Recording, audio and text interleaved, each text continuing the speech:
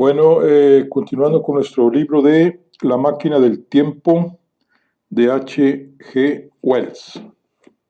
Vamos a iniciar el capítulo 6. Les parecerá extraño, pero tardé 2 días en poder seguir la pista recién encontrada, del modo que, a todas luces, era el adecuado. Sentía una aversión particular hacia aquellos cuerpos pálidos.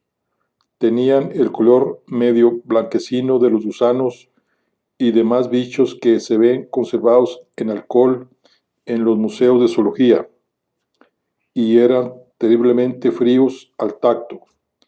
Supongo que mi repulsión se debía sobre todo a la influencia amable de los Eloi, cuya repugnancia hacia los Morlocks empezaba a comprender. La noche siguiente no dormí bien. Debía de estar un poco trastornado. Sentía la opresión de la perplejidad y la duda. En una o dos ocasiones me asaltó un miedo al que no pude atribuir un motivo claro.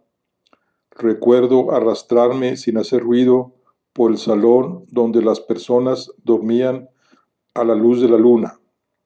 Aquella noche, Wena estaba entre ellos, y tranquilizarme con su presencia. Pensé, aún así, que al cabo de pocos días la luna debía entrar en su último cuarto y las noches se oscurecerían, y que entonces las apariciones de esas desagradables criaturas del subsuelo, aquellos lémures blanquecinos, aquellas nuevas alimañas sustitutas de las antiguas, podrían ser más abundantes. Estaba seguro de que solo podía recuperar la máquina del tiempo si me atrevía a penetrar en los misterios subterráneos, pero no era capaz de enfrentarme al misterio. Si hubiera tenido un compañero, todo habría sido distinto, pero me sentía muy solo, y la mera idea de deslizarme hacia la oscuridad del pozo me horrorizaba. No sé si entenderían mis sentimientos, pero nunca llegué a sentir que tenía las espaldas cubiertas. Fue esta agitación, esta inseguridad, quizá lo que me condujo cada vez más lejos cuando salía a explorar, al dirigirme por el suroeste hacia el terreno en pendiente que ahora se llama Combe Wood. Observé a lo lejos, en dirección al Banstead del siglo XIX, una enorme estructura verde, de aspecto muy distinto a todo lo que había visto antes. Era más grande que el mayor de los palacios o ruinas que conocía, con una fachada de estilo oriental que tenía lustre, así como el tinte verde pálido azulado de algún tipo de porcelana china. Esta diferencia de estilo indica una diferencia de uso, y me vi impelido a seguir explorando. Pero se estaba haciendo tarde, y me había topado con aquel lugar tras un recorrido largo y cansado. Así que decidí posponer la aventura hasta el día siguiente, y volví al cariño y las caricias de la pequeña Wena. Sin embargo, a la mañana siguiente percibí con suficiente claridad que mi curiosidad respecto al palacio de porcelana verde era una forma de engañarme a mí mismo para eludir un día más una experiencia que me aterrorizaba. Decidí descender sin más dilación y salí temprano en dirección a un pozo cercano a las ruinas de granito y aluminio. La pequeña Wena corría conmigo, bailaba a mi lado hacia el pozo, pero cuando me vio apoyarme en el borde y mirar hacia abajo, se quedó desconcertada. «Adiós, pequeña Wena», dije, y la besé. Tras dejarla en el suelo, empecé a palpar el parapeto en busca de los ganchos para bajar. De forma bastante precipitada, debo confesar, porque temía que mi coraje se esfumara. Al principio, ella me miraba asombrada. Luego soltó un grito de lo más lastimero. Corrió hacia mí y empezó a tirar de mí con sus manitas. Creo que su oposición me armó de valor para seguir. Me solté, puede que un poco bruscamente, y al cabo de un instante estaba metido en el pozo. Vi su rostro angustiado por encima del parapeto y le sonreí para tranquilizarla. Entonces tuve que bajar la vista hacia los inestables ganchos a los que me aferraba. Creo que descendí unos 200 metros. Fui agarrándome a las barras metálicas que sobresalían de las paredes del pozo, y como estaban adaptadas a las necesidades de una criatura mucho más pequeña y ligera que yo, no tardé en sufrir calambres y fatigarme debido al esfuerzo, aunque la fatiga no era lo peor. Una de las barras cedió de repente bajo mi peso y casi me descuelgo hacia la oscuridad inferior. Durante un instante me sujeté con una mano y tras aquella experiencia no me atreví a volver a detenerme. A pesar de que los brazos y la espalda me dolían muchísimo, continué bajando tan rápido como pude. Mirando hacia arriba, vi la abertura, un pequeño disco azul en el que se veía una estrella, mientras que la cabeza de la pequeña Buena asomaba redonda y negra. Oía el ruido sordo de una máquina cada vez más fuerte y opresivo debajo de mí. Todo, salvo el pequeño círculo en lo alto, era profundamente oscuro, y cuando volví a levantar la vista, Buena había desaparecido.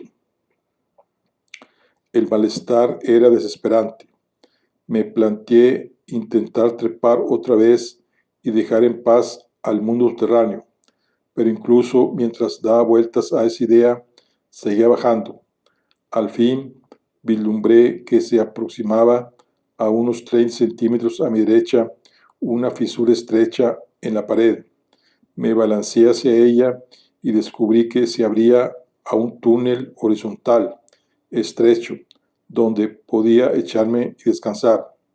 No veía el momento. Me dolían los brazos, tenía la espalda agarrotada y temblaba debido al temor prolongado a una caída. Además, la oscuridad inquebrantable había tenido un efecto penoso en mis ojos. La vibración y el zumbido de la maquinaria que bombeaba aire al final del túnel llenaba el espacio. No sé cuánto tiempo pasé tendido. Me despertó una mano suave que me tocaba el rostro. Me levanté de golpe en la oscuridad, agarré las cerillas y tras encender una rápidamente vi 3 criaturas blancas encorvadas, similares a las que había visto en la superficie de las ruinas, retirándose a toda prisa de la luz.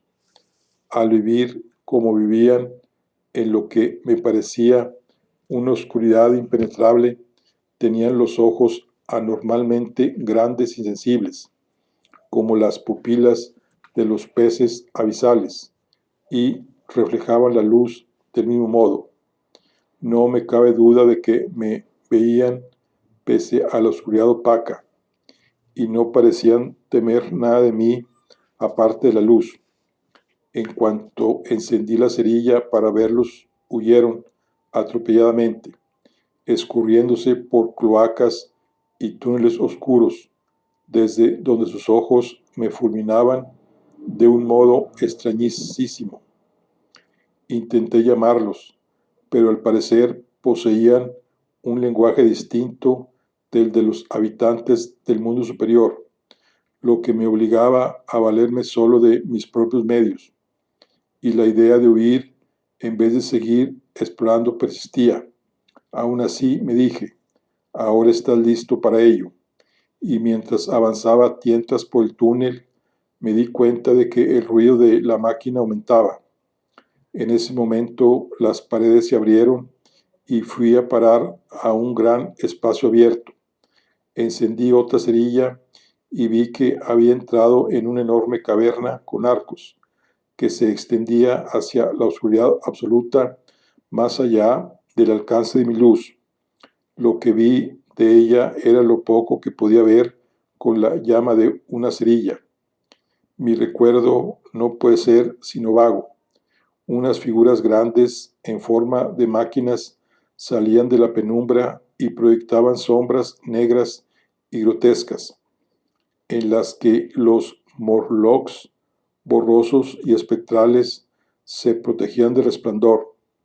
Se trataba, por cierto, de un lugar muy cargado y opresivo, y en el aire se notaba el hálito débil de sangre recién vertida. Un poco por debajo de la imagen central se veía una mesita de metal blanco con algo que parecía comida. Los Morlocks eran carnívoros. Recuerdo que, a pesar de todo, me pregunté qué animal lo bastante grande para proporcionar el pedazo de carne roja que veía había logrado sobrevivir ahí. Todo era muy indefinido. El olor pesado, las formas grandes sin sentido, las figuras obscenas que acechaban en las sombras, esperando que la oscuridad me envolviera otra vez. Entonces la cerilla se consumió, me quemó los dedos y cayó formando un puntito rojo que se retorcía en la oscuridad. He pensado mucho en lo poco preparado que iba para semejante experiencia. Cuando empecé con la máquina del tiempo, partí de la absurda suposición de que los hombres del futuro tendrían aparatos mucho más adelantados que los nuestros. Había ido sin armas, sin medicamentos, sin nada para fumar. A ratos añoraba tanto el tabaco, incluso sin cerillas suficientes. Si hubiera pensado en una Kodak, podría haber captado esa impresión del mundo subterráneo en un segundo y examinarlas cuando quisiera. En cambio, me encontraba ahí solamente con las armas y los poderes que la naturaleza me había dado, manos, pies y dientes, y 4 cerillas que aún me quedaban. Temía abrirme paso entre toda aquella maquinaria, y hasta que no brilló el último destello de luz, no descubrí que apenas me quedaban cerillas. No me había planteado hasta aquel instante que necesitaba racionarlas, y había malgastado casi media caja para asombrar a los habitantes del mundo superior, para quienes el fuego era una novedad. Ahora, como les cuento, me quedaban 4, y mientras permanecía a oscuras, una mano me tocó, unos dedos largos me palparon la cara y percibí un olor particularmente desagradable. Me pareció oír la respiración de una multitud de esas criaturas espantosas a mi alrededor. Noté que me quitaban la caja de cerillas de la mano con sumo cuidado y que otras manos tiraban de mi ropa por detrás. No soy capaz de describir lo desagradable que me resultó que esas criaturas invisibles me examinaran. La repentina conciencia de que ignoraba cómo pensaban y funcionaban me sobrevino con gran claridad en la oscuridad. Les grité tan fuerte como pude. Empezaron a apartarse y entonces advertí que se me acercaban otra vez. Me agarraron con más fuerza, susurrándose ruidos extraños los unos a los otros. Me estremecí violentamente y volví a soltar un grito discordante. Aquella vez no se asustaron y parecieron alegrarse al acercarse a mí. He de confesar que estaba terriblemente asustado. Decidí encender otra cerilla y escapar bajo la protección de su resplandor. Así procedí y, alargando a duras penas el parpadeo, con un trozo de papel que llevaba en el bolsillo, logré retirarme al túnel estrecho. Apenas había entrado en él cuando se me apagó la luz y en la oscuridad oí a los Morlocks susurrando como el viento entre las hojas y golpeteando como la lluvia mientras corrían hacia mí. No tardaron en agarrarme varias manos y no cabe duda de que intentaban volver a meterme dentro. Encendí otra cerilla y la agité ante sus rostros deslumbrados. Apenas puede imaginarse lo asqueroso e inhumanos que resultaban esos rostros pálidos, timoratos, con grandes ojos sin párpados, grises y rosados, al cegarlos y asustarlos. Pero no me quedé a mirar, se lo prometo. Volví a retirarme y cuando se me acabó la segunda cerilla, encendí la tercera. Casi se había consumido cuando alcancé la abertura del túnel. Me tendí en el borde, pues la vibración de la bomba grande que había debajo me mareaba. Entonces, mientras palpaba a los lados en busca de los ganchos protuberantes, noté que me agarraban los pies por detrás y tiraban de mí hacia adentro. Encendí mi última cerilla y se apagó de inmediato, pero ahora tenía la mano en los ganchos y pataleando con fuerza me zafé de las garras de los Morlocks y no tardé en subir por el pozo mientras todos se me quedaban mirando, parpadeando, excepto un pequeño infeliz que me siguió por algún motivo y que casi se queda mi bota a modo de trofeo. El acceso me resultó interminable. Cuando solo faltaban 6 o 7 metros, me sobrevino una náusea mortal. Me costó muchísimo reprimirla. Los últimos centímetros fueron una lucha espantosa contra esa debilidad. La cabeza no dejaba de darme vueltas y tenía la sensación de estar cayendo.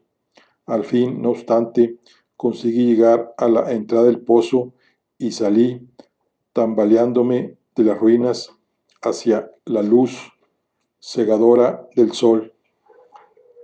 Caí de cara, incluso la tierra olía a algo dulce y limpio.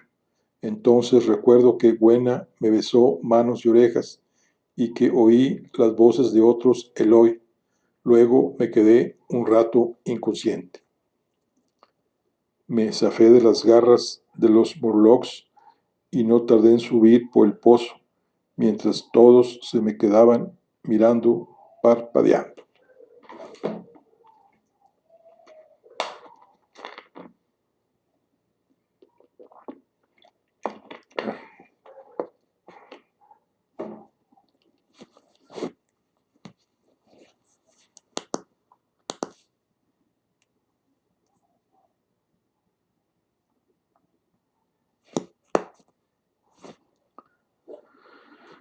Capítulo 7.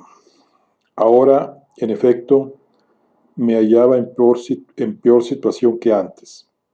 Hasta entonces, excepto durante la angustiosa noche que pasé tras la pérdida de la máquina del tiempo, había conservado la esperanza de lograr escapar. Pero esa esperanza se tambaleaba debido a los nuevos descubrimientos.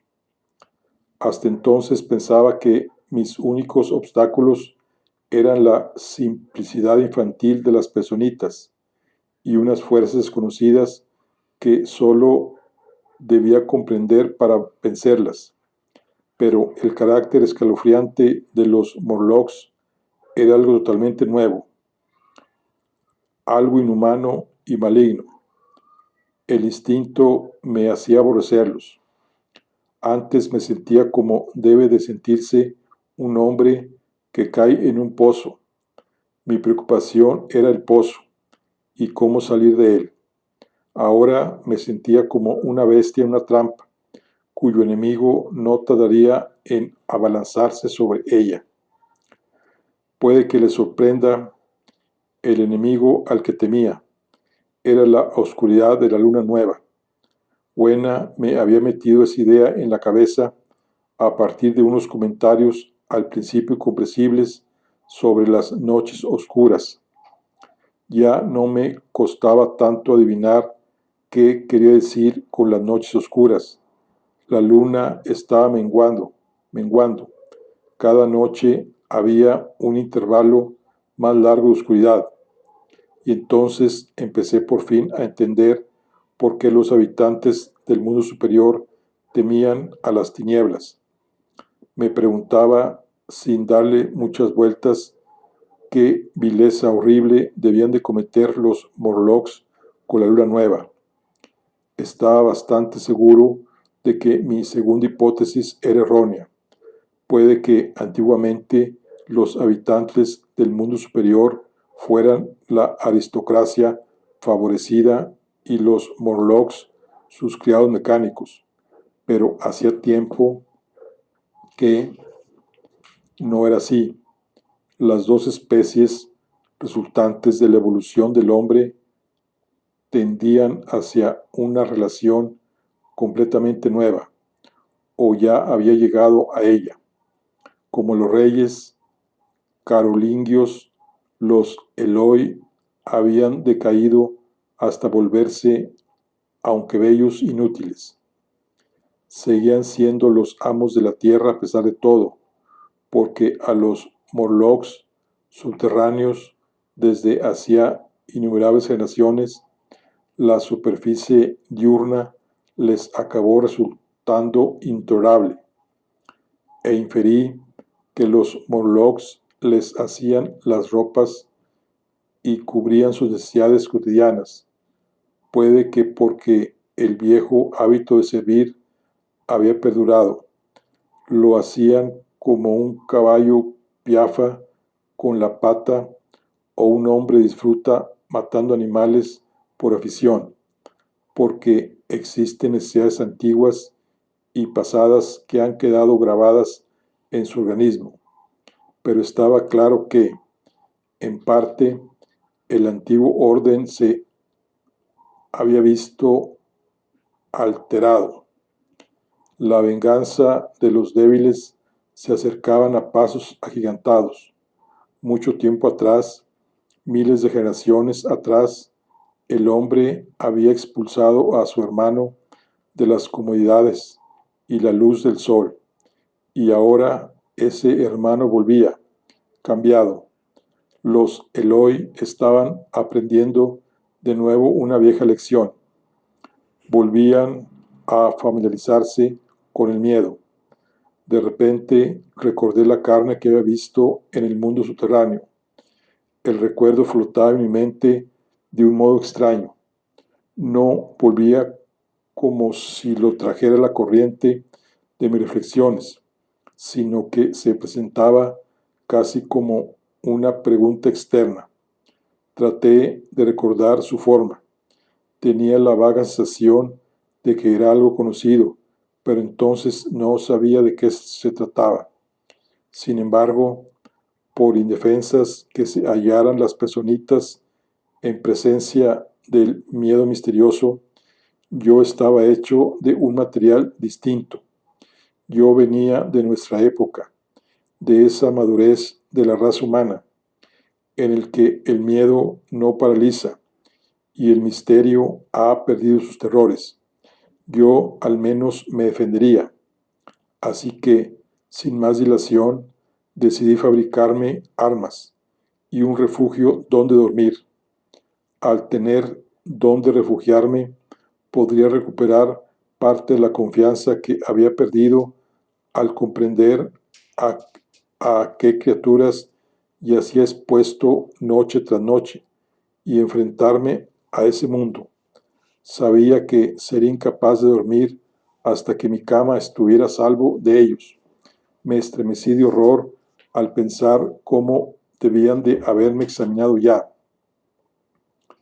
Me pasé la tarde dando vueltas por el valle del Támesis, pero no hallé nada que se pudiera considerar inaccesible. Todos los edificios y árboles parecían al alcance de trepadores tan hábiles como, a juzgar por sus pozos, debían de ser los Morlocks.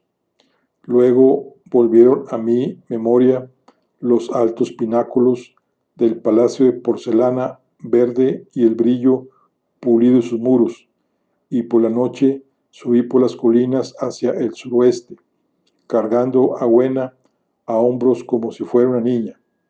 Según mis cálculos, el palacio estaba a 11 o 12 kilómetros, pero en realidad debía de estar a casi 30. Cuando lo descubrí, era una tarde húmeda y en esas condiciones las distancias engañan y parecen menores. Además, tenía el talón de un zapato suelto y un clavo me atravesaba la suela. Eran zapatos viejos y cómodos que llevaba por casa, así que iba cojo. Ya se había puesto el sol cuando me encontré ante el palacio, recortado en negro contra el amarillo pálido del cielo. Wena, que se había mostrado encantada cuando empecé a cargar con ella, al cabo de un rato quiso que la bajara y corría junto a mí, y de vez en cuando salía disparada a un lado y al otro para coger flores que me metía en los bolsillos. Mis bolsillos siempre habían sorprendido a Wena, pero acabó concluyendo que eran un jarrón excéntrico para adornos florales. Al menos ella los utilizaba para eso. Esto me recuerda, al cambiarme de chaqueta, he encontrado. El viajero en el tiempo hizo una pausa, se llevó la mano al bolsillo y colocó en silencio dos flores marchitas, no muy distintas a dos malvas grandes y blancas, en la mesita. Entonces siguió relatando. Cuando se cernió el silencio de la noche sobre el mundo, mientras continuábamos por la cima de la colina hacia Wimbledon, Wena estaba cansada y quería volver a la casa de piedra gris. Le señalé los pináculos lejanos del palacio de porcelana verde y logré que entendiera que era ahí donde buscábamos un refugio contra su miedo. ¿Saben? Ese gran calma que adquieren las cosas antes del anochecer. Incluso la brisa se detiene en los árboles. Para mí siempre hay algo expectante en la quietud de la noche. El cielo estaba despejado, distante y vacío, a excepción de unas pocas barras horizontales hacia el poniente. Pues bien, aquella noche la expectación se tornó de color de mis miedos. En la calma oscura mis sentidos parecían prodigiosamente agudizados. Incluso me daba la impresión de que hasta notaba el hundimiento de la tierra bajo mis pies. En realidad, casi podía ver a los Morlocks en su hormiguero a través de ella, yendo de un lado a otro, esperando a que anocheciera. La excitación me hizo imaginarme que se tomarían mi invasión de sus madrigueras como una declaración de guerra. ¿Y por qué se había llevado mi máquina del tiempo?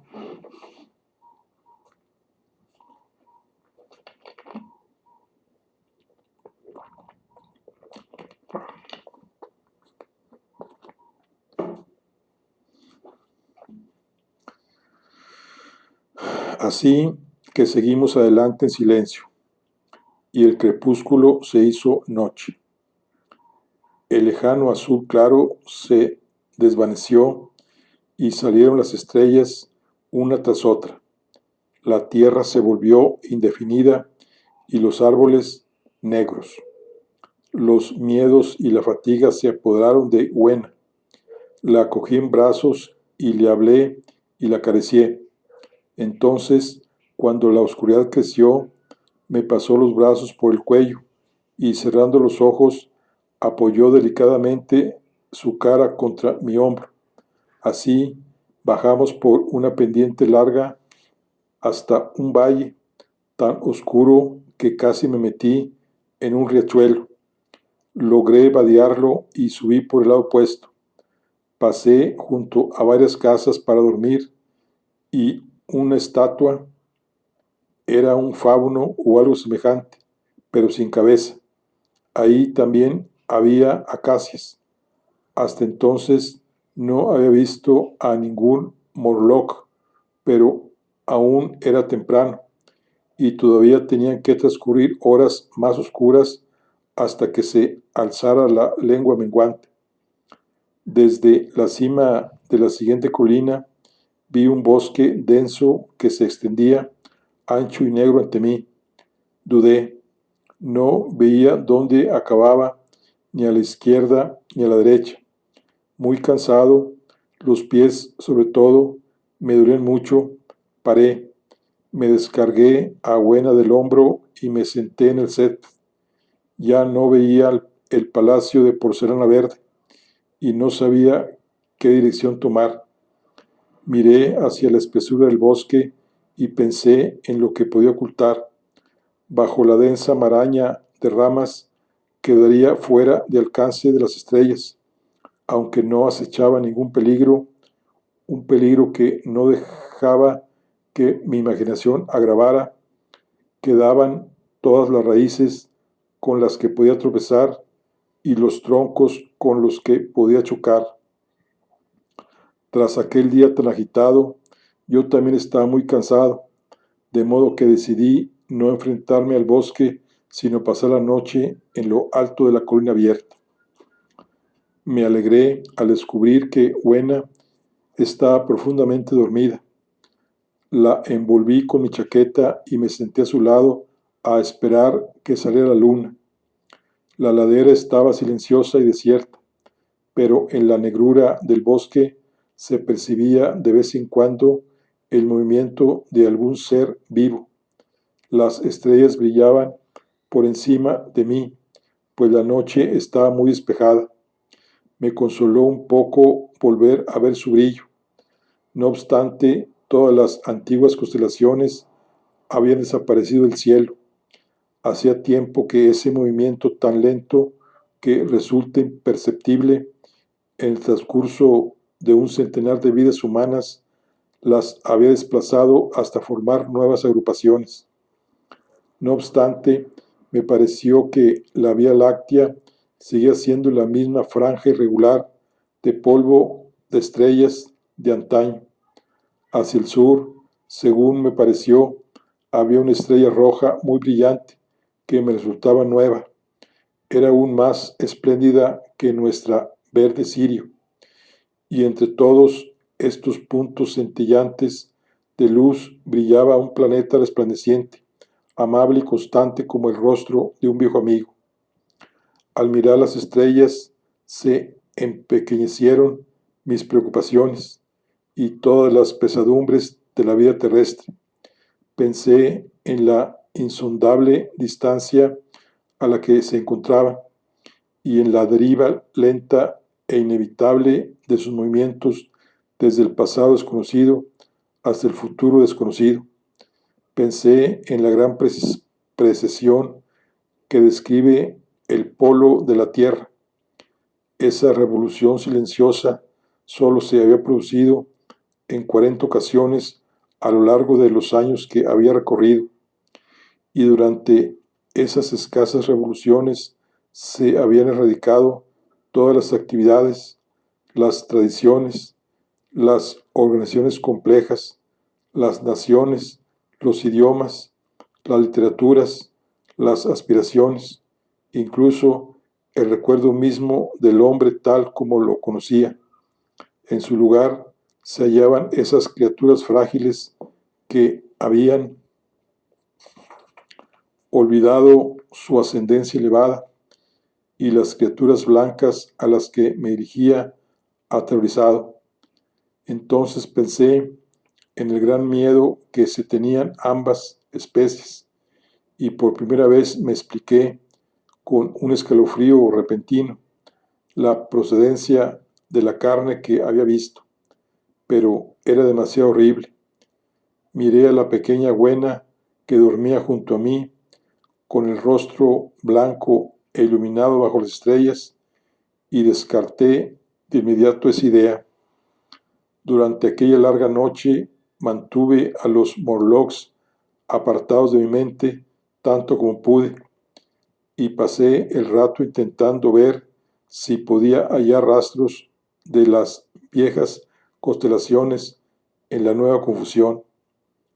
El cielo seguía muy claro, salvo por alguna que otra nube ligera.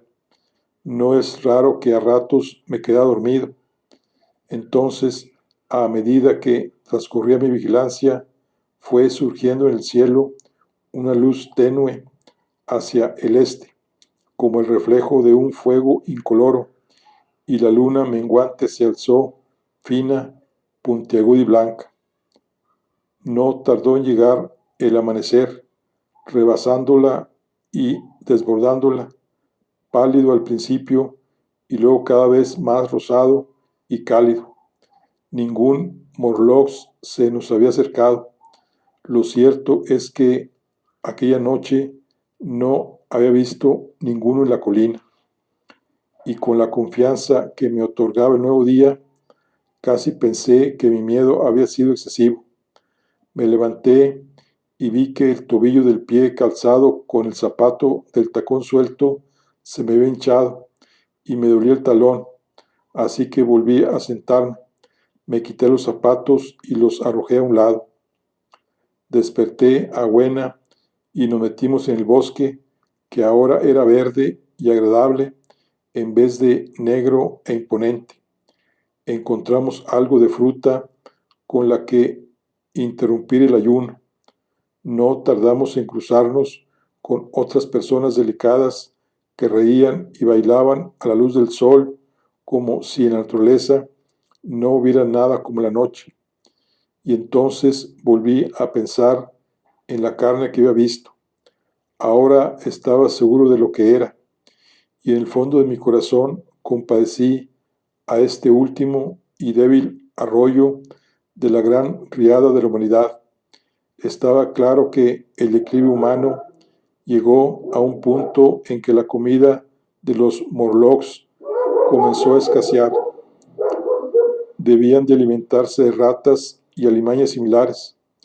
Ahora el hombre también discrimina mucho menos y es menos selectivo en cuanto a su alimentación que antes, mucho menos que cualquier mono.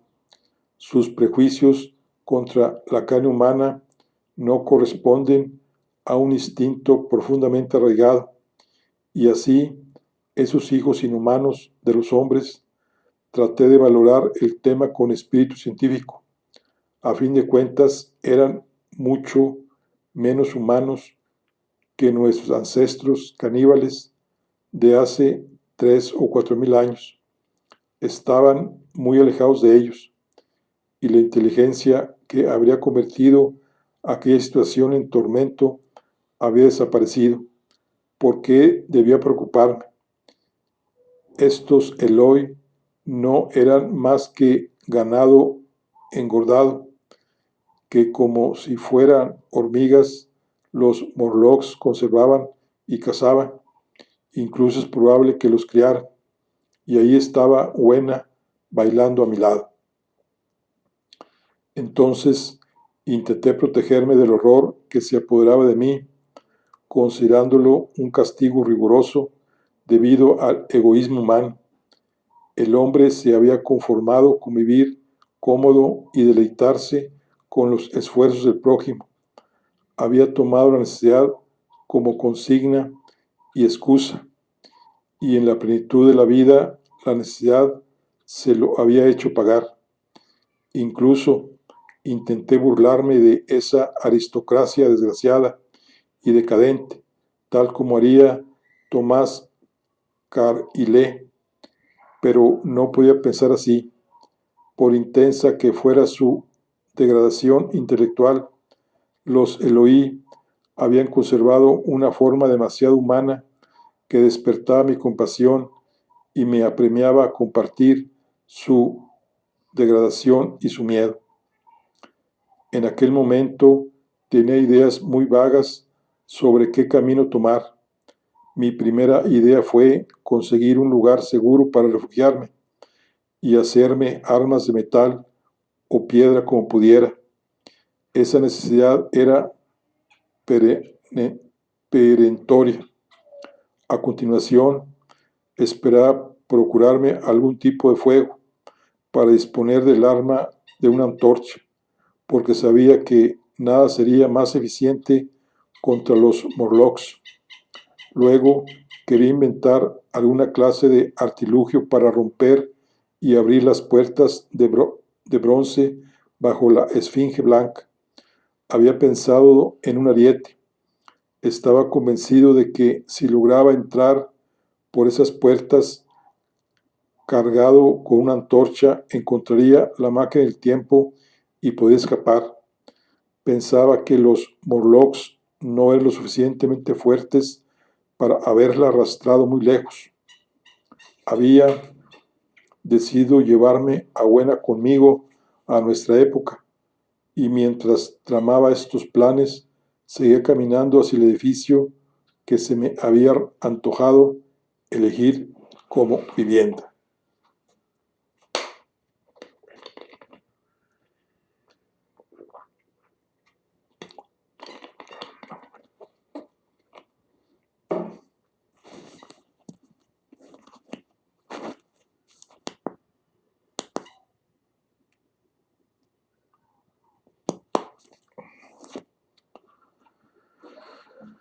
Capítulo 8. Hallé el palacio de porcelana verde cuando llegué a él al mediodía, desierto y ruinoso.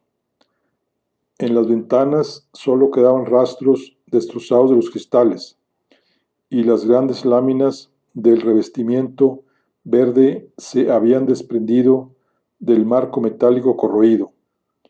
El palacio se alzaba sobre una colina cubierta de césped. Antes de entrar en él, mirando hacia el noreste, me sorprendió ver un gran estuario, o incluso una ensenada, donde me parecía que debían de haber estado Wentworth y Battersea. Entonces pensé, aunque nunca llegue a elaborar tal idea, en lo que les habría ocurrido o estaría ocurriendo a las criaturas del mar. Examiné el material del palacio, que resultó ser en efecto porcelana, y a lo largo de la fachada vi una inscripción hecha en caracteres desconocidos. Pensé bastante tontamente que Buena podría ayudarme a interpretarlo, pero lo único que descubrí fue que ni siquiera concebía la idea de la escritura. Siempre me pareció, creo, más humana de lo que era, puede que porque su afecto era muy humano. Dentro de las grandes valvas de la puerta, que estaban abiertas y rotas, encontramos, en vez del salón habitual, una galería larga iluminada por muchas ventanas laterales. Al primer vistazo me recordó a un museo. El suelo embaldosado estaba cubierto de polvo, y había una llamativa miscelánea de objetos cubiertos también de polvo gris. Entonces descubrí en el centro de la sala lo que sin duda era la parte inferior de un esqueleto enorme, extraño y descarnado. Reconocí por los pies oblicuos que era una criatura extinguida del tipo de los megaterios. El cráneo y los huesos superiores yacían a su lado sobre el polvo denso, y en el punto donde había ido calando agua de lluvia a través de una gotera del tejado, la criatura se había podrido. Más adelante, en la galería, se hallaba el tórax enorme de un brontosaurus.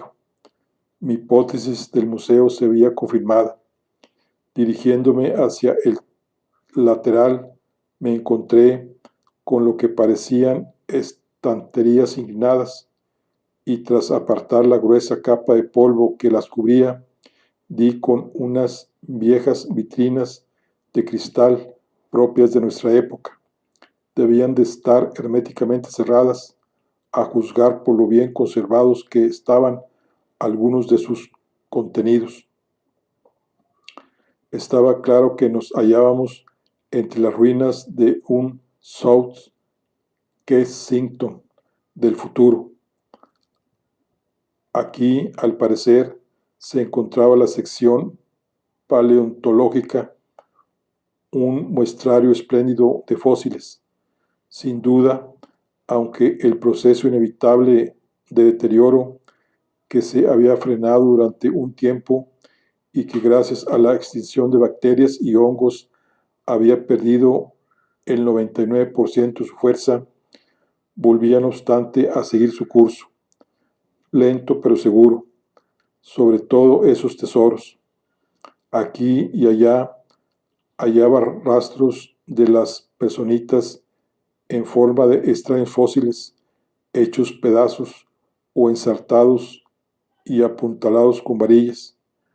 En algunos casos se habían llevado los frascos a la fuerza. Imaginaba que los Morlocks. El lugar estaba muy silencioso. El polvo grueso amortiguaba nuestros pasos. Buena que se había dedicado a hacer rodar un erizo de mar por el cristal inclinado de una vitrina, se acercó en ese momento y me miró, me cogió la mano en silencio y se puso a mi lado. Al principio me sorprendió tanto aquel monumento antiguo de una época intelectual que no pensé en las posibilidades que planteaba. Incluso la preocupación por la máquina del tiempo retrocedió un poco en mi mente. A juzgar por su tamaño, el palacio de porcelana verde albergaba mucho más que una galería de paleontología. Debía de haber galerías históricas, puede que incluso una biblioteca.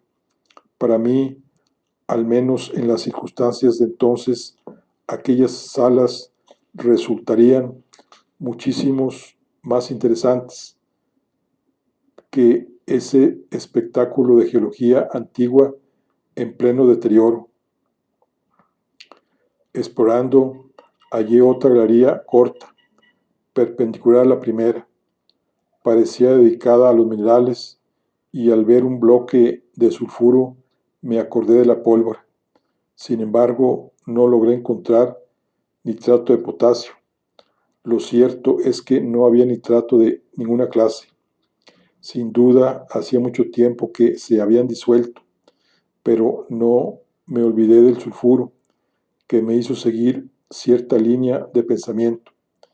En lo que respecta a los restantes contenidos de la galería, aunque en conjunto eran los mejores conservados de lo que vi, me interesaban poco.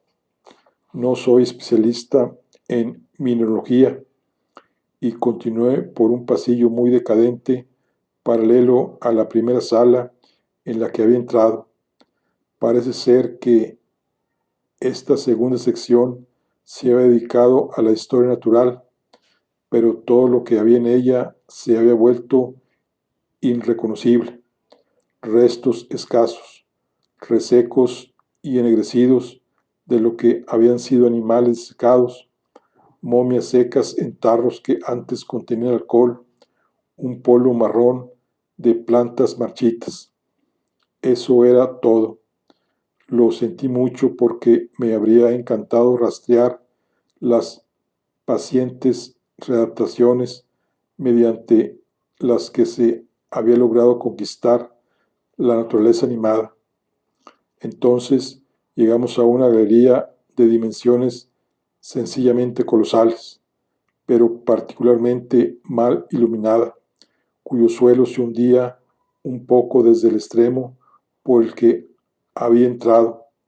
Del techo colgaban unos globos blancos, muchos de ellos rotos y destrozados, lo cual indicaba que, en principio, el lugar se había iluminado de manera artificial. Aquí me hallaba más en mi elemento, porque a mi izquierda y a mi derecha se alzaban las dimensiones mastodontóticas de grandes máquinas, todas muy corroídas y muchas rotas, pero alguna aún estaba bastante enteras. Saben que tengo cierta habilidad por los mecanismos y me sentí inclinado a quedarme entre ellos, más aún por el hecho de que la mayoría eran interesantes rompecabezas, y a duras penas pude adivinar para qué servían.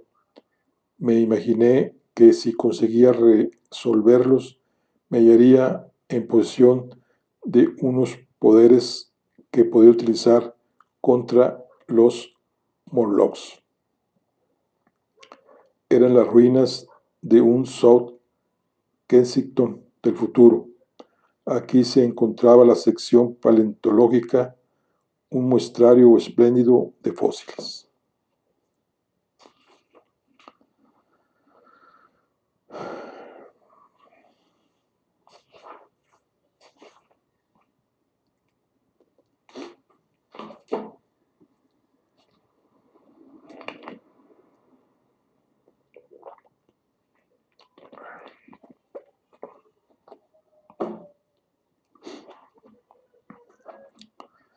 De pronto, Wena se me acercó mucho, de forma tan repentina que me sobresaltó. Si no hubiera sido por ella, creo que no me hubiera percatado de que el suelo de la galería no estaba hundido. El final al que había llegado estaba muy elevado e iluminado por extrañas ventanas en forma de rendijas. A medida que uno avanzaba, el suelo se juntaba con esas ventanas hasta que había un hoyo como el patio de una casa londinense ante cada una de ellas, y solo se veía una franja estrecha de la luz del día por encima. Continué avanzando despacio, cavilando acerca de las máquinas, y estaba demasiado concentrado para percatarme de la disminución gradual de la luz, hasta que la creciente apreciación de Buena captó mi atención.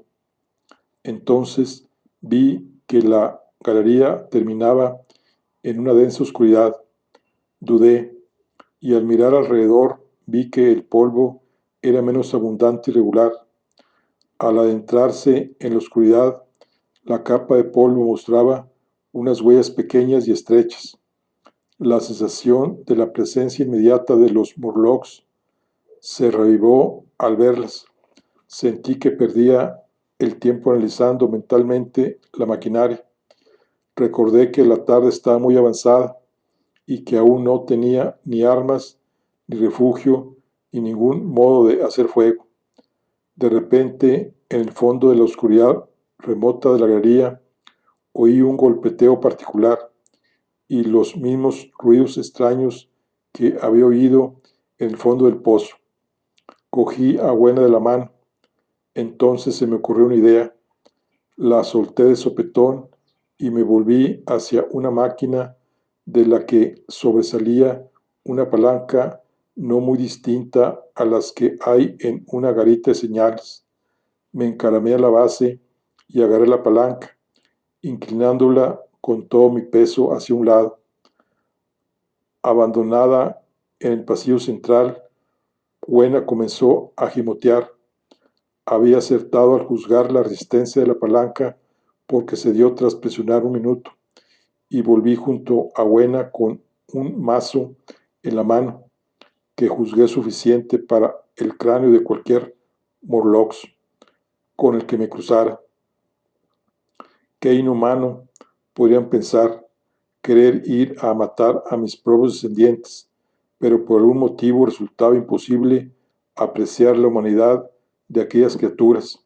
Solo el hecho de no querer abandonar a Buena y el convencimiento de que si me enzarzaba a aplicar mi sed asesina, la máquina del tiempo podría verse perjudicada. Evitaron que entrara directamente a la galería a matar a las bestias que oía.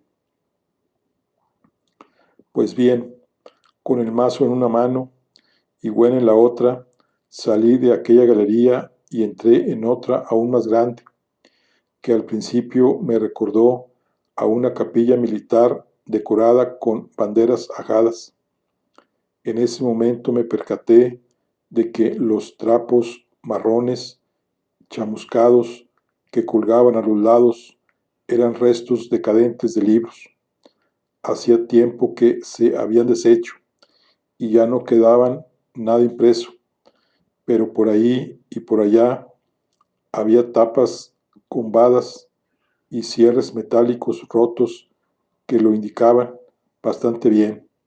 Si hubiera sido un hombre de letras, quizá habría podido moralizar sobre la inutilidad de toda ambición. En cambio, lo que más me sorprendió fue el enorme esfuerzo desperdiciado que atestiguaba aquella maraña sombría de papel podrido. Confieso que pensé brevemente en la filosofía de la transición y en mis 17 artículos sobre óptica física. Luego, al subir por una escalera amplia, llegamos a lo que tal vez había sido una galería de química técnica, donde esperaba hacer descubrimientos útiles. A excepción de un extremo donde el techo se había hundido, la galería estaba bien conservada. Inspeccioné con entusiasmo todas las vitrinas que no estaban rotas. Por fin, en una de las más herméticas, hallé una caja de cerillas. Las probé ansioso. Funcionaban perfectamente. Ni siquiera estaban húmedas. Me volví hacia Buena y grité en su lengua: «Baila». Ahora contaba con un arma contra las horribles criaturas a las que temíamos. Y así, en aquel museo abandonado y ruinoso, sobre la gruesa alfombra de polvo, y para gran deleite de Buena, ejecuté solemnemente una especie de danza, silbando The Lance of the Leals con tanta alegría como pude. La danza era en parte un modesto cancán con mucho baile de pies y de falda, en la medida en que mi frac me lo permitía, y en parte una creación original, porque soy inventivo o por naturaleza, eso ya lo saben. Porque soy inventivo por naturaleza, eso ya lo saben. Todavía ahora creo que el hecho de que la caja de cerillas se hubiera salvado del desgaste del tiempo inmemorial era algo verdaderamente insólito, tan insólito como afortunado. Sin embargo, por extraño que parezca, encontré una sustancia aún más improbable: alcanfor. Lo hallé en un tarro sellado que por casualidad, imagino, había quedado realmente hermético. Primero me pareció que era cera de parafina y por eso rompí el cristal, pero el olor del alcanfor era inconfundible. Pese al declive universal, aquella sustancia volátil había logrado sobrevivir, puede que durante miles de siglos. Me recordó a un cuadro que vi pintado con la tinta sepia del fósil de una Belomites que debía de haber perecido y se había fosilizado millones de años atrás. Iba a tirar el tarro cuando recordé que el alcanfor era inflamable y ardía con una llama buena y brillante, es decir, que de hecho era una vela excelente, y me lo metí en el bolsillo. Sin embargo, no hallé explosivos ni ningún modo de echar abajo las puertas de bronce. Hasta el momento, mi palanca de hierro era lo más útil que había encontrado. No obstante, salí de la galería eufórico. No puedo relatarles todo lo que sucedió aquella larga tarde.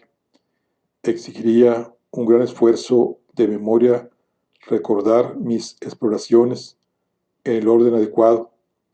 Recuerdo una larga galería de panoplias de armas oxidadas y que dudé entre mi palanca y un hacha o una espada, pero no podía cargar armas, y la barra de hierro parecía más prometedora contra las puertas de bronce. Había varias pistolas y rifles. La mayoría formaban amasijos de óxido, pero muchas eran de un metal nuevo y aún estaban bastante enteras. Los cartuchos o la pólvora que puede que una vez hubiera se habían podido hasta convertirse en polvo. Vi una esquina chamuscada y destrozada. Pensé que por la explosión de algunas muestras. En otros lugares había un amplio surtido de ídolos polinesios, mexicanos, griegos, fenicios, de todos los países de la tierra que se me ocurrían.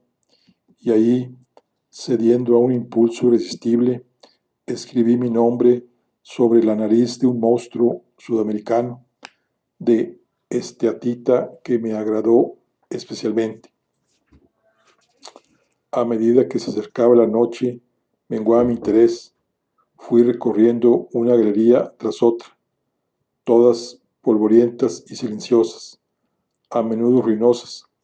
A veces los objetos expuestos no eran más que pilas de óxido y lignito. Otros estaban mejor conservados. De repente me encontré cerca de la maqueta de una mina de estaño y entonces, de la manera más accidental, descubrí en una caja hermética 2 cartuchos de dinamita. Grité "Eureka" y rompí la caja entusiasmado. De pronto me sobrevino una duda. Vacilé. Busqué una pequeña galería lateral e hice la prueba. En la vida he sentido una excepción más grande que la que experimenté tras esperar 5, 10, 15 minutos una explosión que nunca llegó a producirse. Claro que eran cartuchos de fogueo, como tendría que haber adivinado por su aspecto. Creo que si no lo hubiera sido, habría salido corriendo precipitadamente a volar la esfinge y las puertas de bronce, y habría reventado, como así se demostró, mi oportunidad de encontrar la máquina del tiempo al hacerla desaparecer. Fue después de eso, me parece, cuando llegamos a un pequeño patio abierto dentro del palacio. Estaba cubierto de verde y tenía 3 árboles frutales. Ahí descansamos y nos relajamos. Hacia la puesta del sol, empecé a reflexionar sobre la situación en la que nos encontrábamos.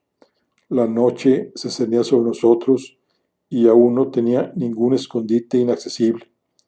Pero entonces todo esto me preocupaba muy poco.